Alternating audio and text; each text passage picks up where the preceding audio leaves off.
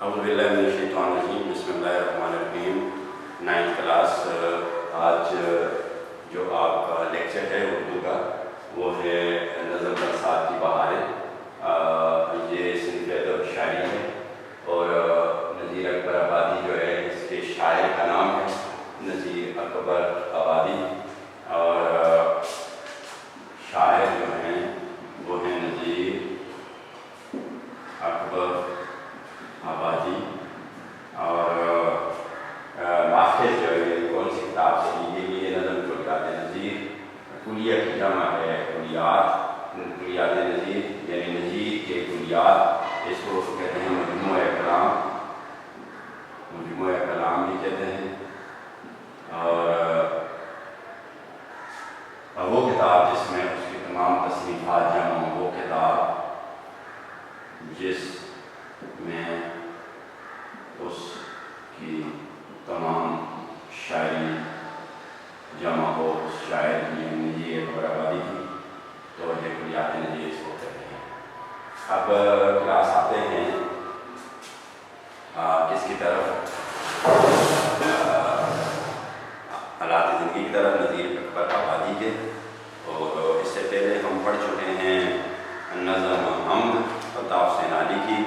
اب 4 نظمیں آپ کے کورس میں شامل ہیں کلاس، اور یہ نظم کا جو پیپر میں جو سوال ہوتا ہے، ایک ہوتا ہے سیکشن الف، یہ سمجھ لیں، اس میں ہوتے ہیں 20 MCQs، ہر ایک نمبر کی ساری 15 MCQs ہوتے ہیں، 1 نمبر کا ہوتا ہے، یہ ٹوٹل 15 نمبر ہوتے ہیں۔ اس کے بعد سیکشن بے ہوتا ہے، سیکشن بے ہوتا ہے، سیکشن بے میں ٹوٹل یہ شارٹ آنسر کوشچن ہوتے ہیں۔ اس کو ایسا کہتے ہیں، اردو میں کہتے ہیں کثیر الانتخابی، کثیر الانتخابی اس کو کہتے ہیں۔ اچھا، اس ایسے کو کہتے ہیں ایسا معروضی، ایسا معروضی اس کو کہتے ہیں۔ اور اس میں شارٹ آنسر کوشچن ہوتے ہیں، مختصر سوالات اور ان کے جوابات ہوتے ہیں کلاس۔ اور اس کے علاوہ جو اگلی بات ہوتی ہے وہ ہوتا ہے جناب 12 ٹوٹل کوشچن ہوتے ہیں، ان میں سے 9 اٹیمپٹ کرنے پڑتے ہیں، اور ہر ایک 4 نمبر کا ہوتا ہے، تو یہ 36 نمبر کا جو ہے یہ سیکشن ہوتا ہے۔ اس کے بعد ہوتا ہے سیکشن جیم کلاس، تو یہ سیکشن جیم میں جو ہوتا ہے یہ ہوتے ہیں 4 کوشچن، اور اس کو کہتے ہیں حصہ موضوعی۔ اس میں جو ہے 4 سوال ہوتے ہیں، اور 4 سوال ہر ایک 4 ہوتا ہے 6 نمبر کا، تو یہ 24 نمبر کا یہ سیکشن ہوتا ہے۔ پہلا جو سوال ہوتا ہے وہ ہوتا ہے اس سیکشن کا سیاق و سباق، سیاق و سباق، جو آپ کو بتایا گیا ہے، اور ایک پیراگراف دیا جاتا ہے، اس میں اسٹوڈنٹ کو بتایا جاتا ہے، بتاتے اسٹوڈنٹ کو بتانا پڑتا ہے کہ یہ کون سے سبق سے لیا گیا ہے اور اس کے ادیب کا نام کیا ہے۔ مثال کے طور پر یہ نصوح کا باب، سیاق و سباق کا سوال جو ہے اس میں پہلے ہوتا ہے حوالہ متن، حوالہ متن، اس میں آپ نے نصوح کا مثال کے طور پر آپ لکھتے ہیں سبق نصوح کا خواب، مصنف جو ہیں یہ ڈپٹی نذیر احمد، اور ماخذ ہے توبہ تنصوح، توبہ تنصوح، یہ ہے ناول، جی ناول سے لیا گیا۔ اس کا جو دوسرا سوال ہوتا ہے، تو دوسرا سوال جو ہوتا ہے وہ ہوتا ہے جناب کس کا؟ وہ ہوتا ہے نظم کا۔ تو اس میں ایک نظم سے بھی 2 اشعار دیے جاتے ہیں، اور دوسری نظم سے بھی 2 اشعار دیے جاتے ہیں، یہ بھی 6 نمبر کا سوال ہوتا ہے، یہ پہلا بھی 6 نمبر کا سوال ہوتا ہے۔ تو آپ کی مرضی کسی بھی نظم کے 2 اشعار جو ہیں وہ تشریح کریں، ٹھیک ہے، یہ 6 نمبر۔ اس کے بعد تیسرا سوال ہوتا ہے غزل کا، تو غزل کا جو سوال ہوتا ہے اس میں بھی 2 غزلوں سے 2 شعر دیے جاتے ہیں، ایک غزل سے 2 شعر اور دوسری غزل سے 2 شعر، آپ ان کی تشریح کرتے ہیں شاعر کے حوالے سے، شاعر اور کے حوالے سے، نظم کی شاعر اور نظم کے حوالے سے تشریح کرتے ہیں، نظم کا نام بھی بتانا پڑتا ہے اور شاعر کا، غزل میں آپ نے صرف شاعر کا نام بتانا ہوتا ہے، شاعر کا، یہ بھی 6 نمبر کا سوال ہوتا ہے۔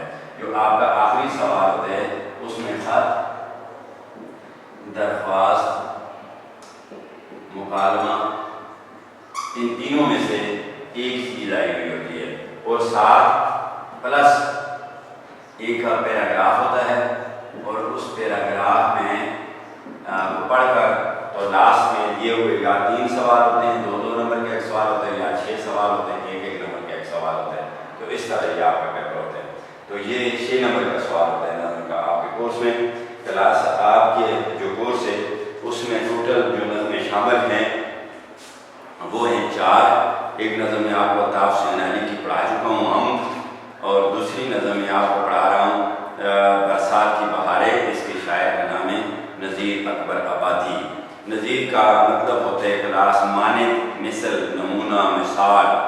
اکبر کا مطلب ہوتا ہے بڑا، اور اس کو گرامر کی روح سے اکبر کو کہتے ہیں مصغر، مکبر، اور اس کا متضاد ہوتا ہے اصغر، اصغر کو کہتے ہیں مصغر، یعنی بڑا نام چھوٹا نام، اکبر بڑا اور اصغر چھوٹا، گھڑیال بڑا، گھڑی چھوٹا، پنکھا بڑا، پنکھیا چھوٹا نام۔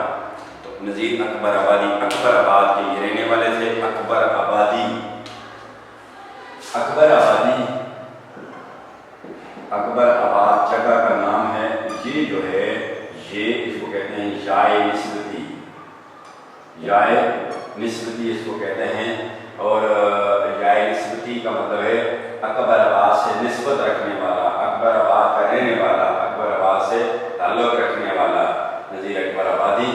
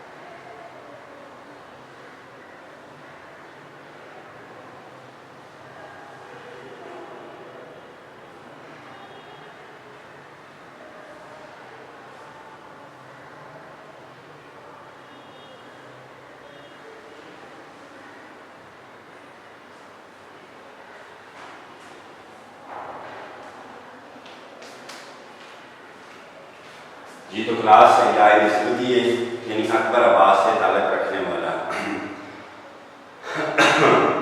ولادت اس کی ہے 1735 اور وفات اس کی 1830 کلاس پہلے بھی آپ کو بتا چکا ہوں کہ اردو لکھتے وقت اردو کے حصے استعمال ہوتے ہیں، دیکھیں پیدائش کے لیے اردو کی سن استعمال کی گئی ہے، اور وفات کے لیے اردو کے حصوں میں سن لکھی گئی ہے، ساتھ میں حمزہ ہے، نیچے جو ہے یہ سن کا نشان ہے، ٹھیک ہے، اور یہ عین سے مطلب عین سے، حمزہ سے مطلب کیا ہے عیسوی، سن عیسوی، یعنی سن عیسوی کے مطابق یہ 1735 میں پیدا ہوئے اور وفات ان کے 1830۔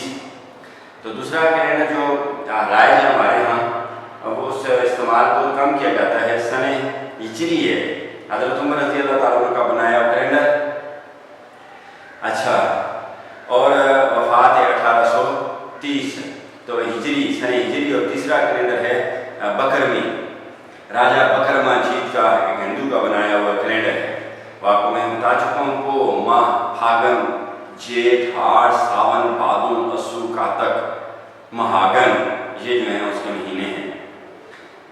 آتے ہیں ذات زندگی کی طرف۔ کلاس نذیر اکبر آبادی کا اصل نام، اصل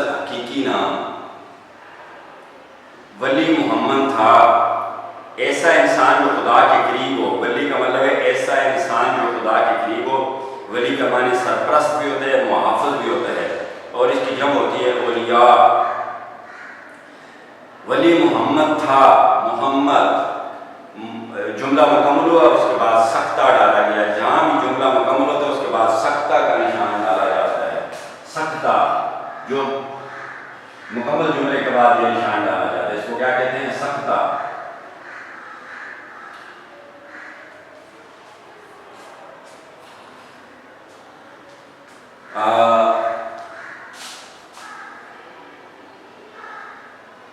ختمہ, سوری, اس کو کیا کہتے ہیں؟ ختمہ ڈالا جاتا ہے مکمل سادہ جملے کے بعد. ان کے والد کا نام سید محمد فاروق تھا. ان کیا استعمال ہوئے؟ اس میں ضمیر, اس میں ضمیر استعمال ہوئے. انگلش میں اس کو کہتے ہیں پروناؤن. پروناؤن استعمال کیا. ان نام ادھر بھی نظیر اکبر آبادی نہیں پکار سکتے, اس لیے اس میں ضمیر کا استعمال کیا گیا. ان کے والد کا نام سید کا مطلب ہوتا ہے سردار. سید کا کیا مطلب ہوتا ہے کلاس؟ سردار.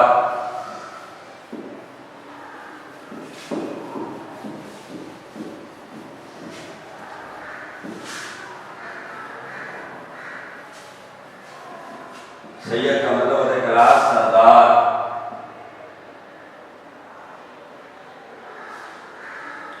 سید محمد فاروق تھا. محمد نبی کریم صلی اللہ علیہ وسلم کا صفاتی نام ہے, اور وہ نام جو اللہ جنت سے آیا, اللہ تعالیٰ کی ذات کی طرف سے بھیجا گیا. یہ کائنات میں صرف آپ صلی اللہ علیہ وسلم کا نام ہے. اس کا مطلب ہے جس نے اپنے جس نام کی بہت زیادہ تعریف کی گئی ہو, وہ نام جس کی بہت زیادہ تعریف کی گئی ہو. محمد فاروق تھا.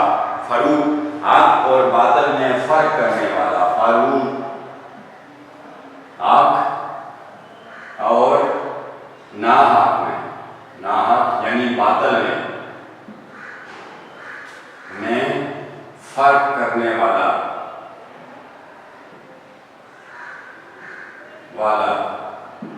سید محمد فاروق تھا. ختمہ, فل اسٹاپ, جملہ مکمل ہو گیا.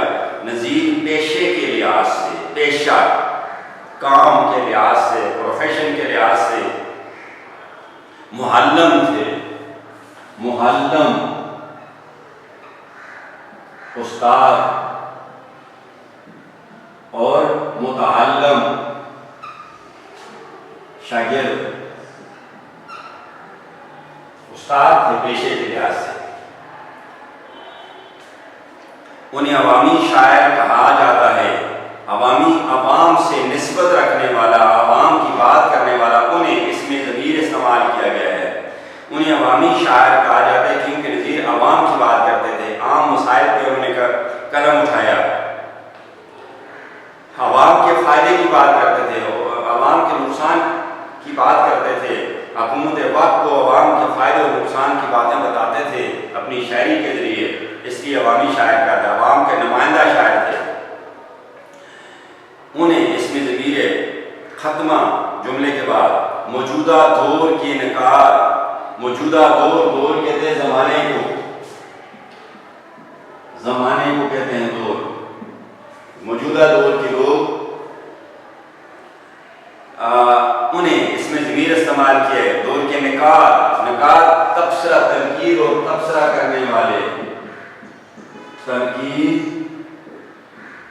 اور تبصرہ کرنے والے کو نکار کہا جاتا ہے. کھڑا اور کھوٹا الگ کرنے والے کو. یہ لوگ شاعری پڑھتے ہیں اور یہ نثر پڑھتے ہیں. یہ لوگ نکار جو ہوتے ہیں تو وہ اس میں سے خامیاں اور خوبیاں الگ کرتے ہیں کہ اس شاعر کی شاعری میں یہ خوبی ہے اور وہاں پر اس سے غلطی ہوئی, یہ خامی ہے. رائٹنگ کے لحاظ سے نہیں, اس کے اندر جو سوچ اس کی ہوتی ہے, جس انداز سے اس نے وہ بیان کیا ہوا ہوتا ہے, اس میں وہ غلطیاں نکالتے ہیں یا سوچ میں کوئی کمی پیشی اس کی آتی ہے تو اس کی وہ اسے کھڑا کھوٹا. اور وہ ادیب ادیب یا شاعر اپنے آپ کو خوش قسمت تصور کرتا ہے کلاس جس کی شاعری یا نثر پر نقاد تنقید کرے، اور تنقید کرنے والے کو نقاد کہتے ہیں۔ تنقید کسی فن پارے کے، فن پارا فن کا ٹکڑا یعنی کتاب کے مخفی پوشیدہ گوشوں کو بے نقاب کر کے اس کا مقام متعین کرنا تنقید کہلاتا ہے۔ کسی کتاب کے چھپے ہوئے خانوں کو یا کونوں کو سے پردہ اٹھا کر اس کا اصل مقام متعین کرنا کہ اردو شاعری کے اندر، اردو ادب کے اندر اس کتاب کا کیا مقام ہے، تو اس کو کیا کہتے ہیں؟ تنقید۔ تنقید کا نام لفظ نقد سے نکلا ہے، جس کا مطلب ہوتا ہے کھرا اور کھوٹا الگ کرنا۔ تو موجودہ دور کے نقاد انہیں پہلا ترقی پسند شاعر تسلیم کرتے ہیں۔ پہلا ترقی پسند کہتے ہیں جدید معاشی اور سائنسی نظریات کا حامی۔ جدید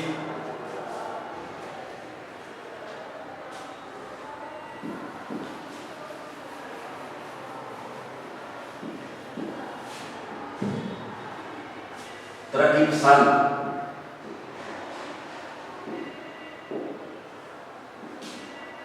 جدید سائنسی اور معاشی، جدید سائنسی اور معاشی نظریات کا حامی، نظریات کا حمایت کرنے والا، جدید سائنسی اور معاشی نظریات کا حامی کو کیا کہتے ہیں؟ ترقی پسند۔ یہ قدامت پسند، قدامت پرست یا قدامت پسند اور رجعت پسند کی ضد ہے، یعنی یہ دونوں آپس میں ازداد ہیں، دونوں آپس میں ایک دوسرے کی ضد ہیں۔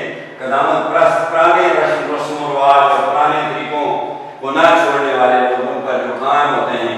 رجعت پسند کا مطلب یہ ہوتا ہے کہ جلالی عمل کی شرائط میں غلطی ہو جانے سے پاگل ہو جانا، یعنی وہ پرانے جو رسم و رواج ہیں، یہ بادشاہ لوگ ہوتے ہیں پرانے رسم و رواج والے، کہ وہ جو پرانے رسم و رواج پر جب اگر کوئی عمل نہ کرے، ان سے غلطی ہو جائے تو وہ بڑا جلال میں آ جاتا ہے، اسے غصہ آ جاتا ہے، یعنی ان سے قدیم باتوں یا رسم و رواج پر چلنے والے اور ان سے قطعاً پیچھے نہ ہٹنے والوں کو قدامت پرست اور رجعت پسند کہتے ہیں۔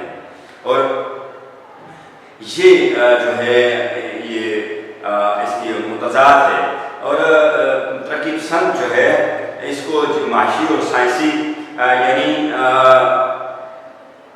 اس کے لیے اصطلاح اس کے لیے اشتراکی یا اجتماعی کا لفظ میں استعمال ہوتا ہے، اشتراکی یا اجتماعی، اور یہ پراگریسو کا لفظی ترجمہ ہے، پراگریسو کا لفظی ترجمہ ہے اشتراکی یا اجتماعی۔ تو اشتراکی کہتے ہیں کمیونزم کو، اشتراکیت کہتے ہیں قومی پیداوار سب کی یکساں شرکت، یعنی قوم کی جو آمدنی ہوتی ہے اس میں ہر آدمی کو برابر حصہ ملنا چاہیے۔ یہ نہیں ہے کہ ذمہ دار سارا کچھ کھا جائے اور مزدور کے حصے میں 2 وقت کی روٹی نہ ملے مزدور کو۔ تو یہ کمیونسٹ جو ہیں وہ کہتے ہیں قومی پروڈکشن جو ہوتی ہے، پیداوار ہوتی ہے، اس میں یکساں شرکت ہو۔ معاشی خدمت اور پیدائش کے ذرائع میں معاشی خدمت اور جو کچھ زمینوں سے پیدا ہوتا ہے یا ملک سے پیدا ہوتا ہے اس پر عوامی ملکیت کے اصول پر مبنی نظام، یعنی جو مزدور کی اجرت اس میں بلحاظ مرتبہ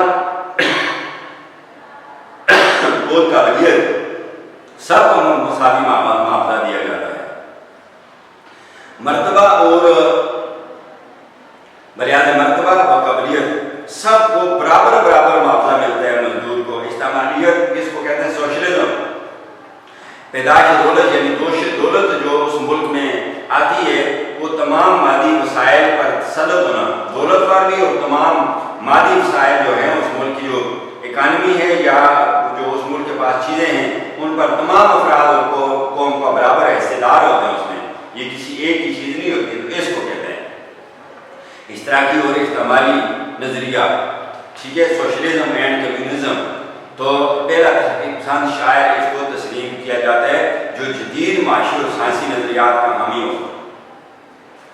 تو یہ بھی اسی طرح کے تھے، یہ بھی مزدور کی بات کرتے تھے اور یہ بھی کارخانے دار کے خلاف تھے، یہ بھی جاگیردار کے خلاف تھے کہ سارا کچھ جاگیردار سمیٹ لیتا ہے، کارخانے دار سمیٹ لیتا ہے، انڈسٹریل سمیٹ لیتا ہے، اور مزدور کام کرنے والے جو کرندے ہیں ان بیچاروں کے لیے بس نہ وہ اپنے بچوں کو تعلیم دلا سکتے ہیں، نہ دو وقت کی روٹی پوری کر سکتے ہیں.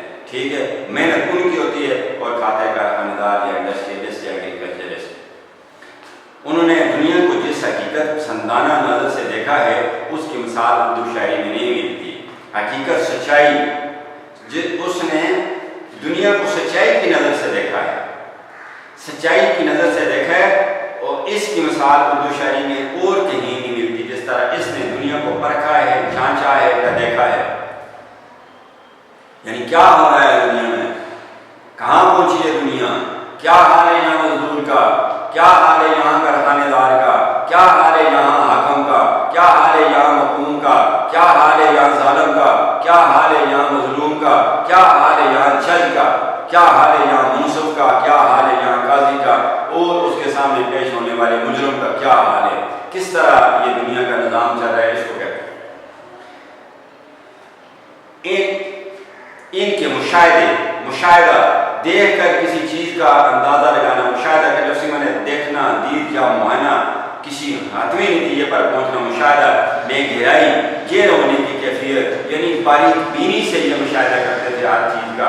اور تجربے میں وسعت تھی، جو کچھ اس نے دیکھا، پرکھا اور اس کے علم میں آیا وہ اس کا تجربہ تھا. وسعت، کشادگی، پھیلاؤ، ہے نا، بڑا وسیع تجربہ تھا اس کا، بہت بڑا تجربہ تھا. ان کی شاعری اس میں ضمیر کا استعمال کیا ہے. ان کی شاعری اس دور کی سیاسی افراتفری، دیکھیں یہاں پر ترقی پسندی آ گئی ہے. اس دور کا جو بگاڑ تھا، افراتفری تھی، بکھرا ہوا نظام تھا، ان بیلنس نظام تھا، معاشی بدحالی، یعنی معاشی لحاظ سے وہاں پر جو ہے حال اچھے نہیں تھے. غربت کا دور ہو رہا تھا. اخلاقی اقدار، انسان کے آپس میں رہن سہن اور ایک دوسرے کی قدر، اس کی عزت، ایک دوسرے کے حقوق کی بے قدری اور لوگوں کی ذہنی پریشانیوں کی آئینہ دار ہے. اس لیے اسے ترقی پسند شاعر کہتے ہیں کہ اس کی شاعری میں اس دور میں اتفاق کا نہ ہونا، افراتفری ہونا، لڑائی جھگڑے ہونا، اتفاق کا نہ ہونا، نفاق کا ہونا، اور معاشی لحاظ سے ملک جو ہے کمزور معاشرہ تھا، ملک کمزور اور قدریں انسانیت کی قدریں دم توڑ چکی تھیں اور بے قدری آ گئی تھی اس کی جگہ، اور ذہنی طور پر لوگ پریشان تھے. اس کو بیان کرنے والی اس کی شاعری، یعنی عیب و ثواب ظاہر کرنے والی شاعری ہے، خوبیاں اور عیب ظاہر کرنے والی شاعری ہے. جس معاشرے میں وہ زندہ تھے، اس ملک میں، اس سوسائٹی کے جو عیب تھے یا خوبیاں تھیں اس شاعری کے اندر موجود ہیں. اچھا جی، اقدار قدر کی جمع عزتیں، یعنی آپس کا لین دین، اخلاق، آپس کا سلوک، رویے، کوئی رویے ناقص تھے، بے قدری تھی، انسان انسانیت کی قدر نہیں کرتا تھا، اور ذہنی طور پر جو پریشانی لوگوں کو درپیش تھی اس کی شاعری کے اندر نظر آتی ہے. معاشی لحاظ سے جو ملک کمزور تھا یا سوسائٹی کمزور تھی وہ شاعری کے اندر نظر آتی ہے، اور اس میں سوسائٹی کے اندر جو معاشرے کے اندر بگاڑ تھا اور بدنظمی تھی وہ اس کی شاعری کے اندر موجود ہے. اس کو پیش کرنے والی شاعری ہے وہ. اس میں ضمیر، وہ مقامی زندگی کی عکاسی کرنے میں بے مثال ہے. مقامی زندگی یعنی جس معاشرے میں وہ رہ رہے ہیں اس معاشرے کی زندگی کی تصویر کشی، اس کی تصویر اپنی شاعری کے ذریعے اپنی کاری کے سامنے لانے میں اس کی کوئی نظیر نہیں ہے، کوئی مثال نہیں ہے، بے مثال ہے. کیا ایک زبردست قسم کی اس مقامی زندگی کی اس نے تصویر کشی کی ہے، کوئی دوسرا شاعر نہیں کر سکا. ان کا کلام یعنی ان کی شاعری، کلام کے لفظی معنی بات چیت، اصطلاحی معنی شاعری.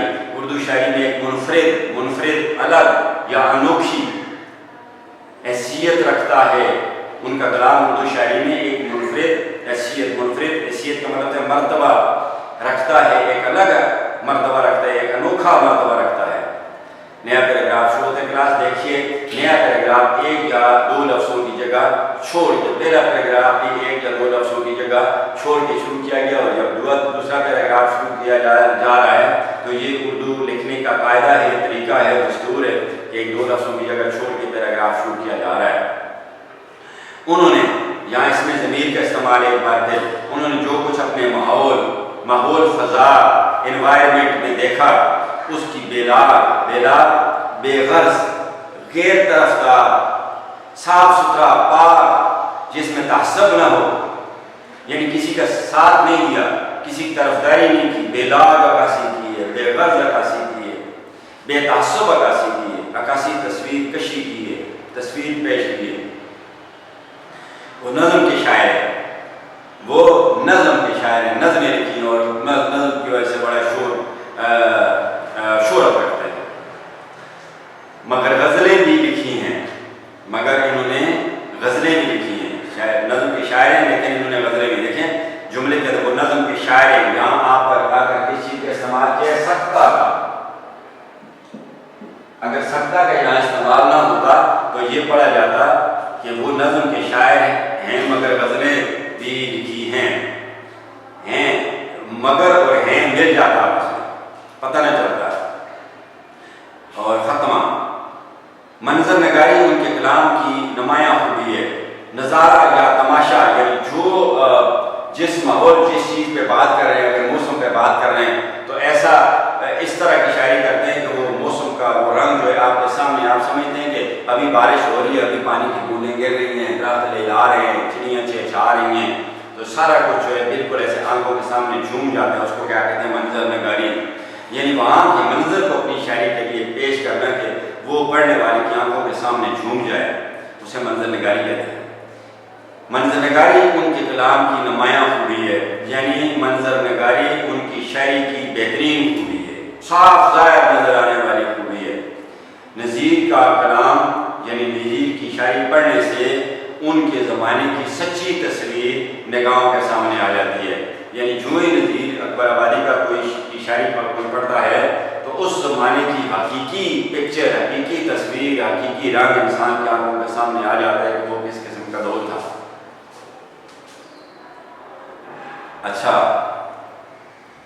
مذہبی تہوار کہتے ہیں خوشی کا دن یا سال کے بعد آنے والا دن، جس طرح ہماری عیدین ہیں، لفظی معنی ہے خوشی کا دن، مذہب سے متعلق خوشی کا دن، مذہبی تہوار ہوں یا میلے جو لگتے ہیں مختلف گزاروں پہ لگتے ہیں، یا ایسے جانوروں کی دوڑ ہوتی ہے، یا پتھر اٹھانے کا مقابلہ ہوتا ہے، اس طرح کے کھیل تماشے یا میلے، بندر والے کا تماشا ہو یا ریچھ والے کا، بندر نچانے والے کا تماشا ہو یا ریچھ نچانے والے کا تماشا ہو، یا بابا دھناکے والے کا میلہ ہو یا بڑی امام کا میلہ ہو، یہ میلے وہاں پر کسی کا میلہ جو ہوتا ہے 3 دن کا ہوتا ہے، اور وہاں پر زائرین جاتے ہیں، زیارت کرتے ہیں، اور وہاں پر بڑے شغل اشغال ہوتے ہیں اور ڈھول دھماکہ بھی ہوتا ہے، وہی میلے۔ بندر والے کا تماشا ہو یا ریچھ والے کا، بندر والے کا نظارہ ہو یا ریچھ والے کا نظارہ ہو، تماشا، کھیل، سماجی محفلیں ہوں، معاشرتی محفلیں ہوں یا شادی بیاہ، یعنی سماجی محفلیں ہوں، معاشرتی محفلیں لگتی ہوں یا شادی بیاہ کی مجلسیں ہوں، پتنگ بازی کا مقابلے ہو رہے ہوں یا کبوتر بازی کے مقابلے ہو رہے ہوں، جوانی، بڑھاپا، لڑکپن، غرض، ہر موضوع پر لکھا ہے، جوانی پر بھی لکھا ہے، بڑھاپے پر بھی لکھا ہے، لڑکپن پر لکھے، غرض کوئی موضوع نظیر اکبر آبادی سے رہا نہیں، سب پہ اس نے قلم اٹھائیے۔ اس کے ساتھ ہی آج کا لیکچر اپنے اختتام کو پہنچا۔ خدا حافظ پاکستان۔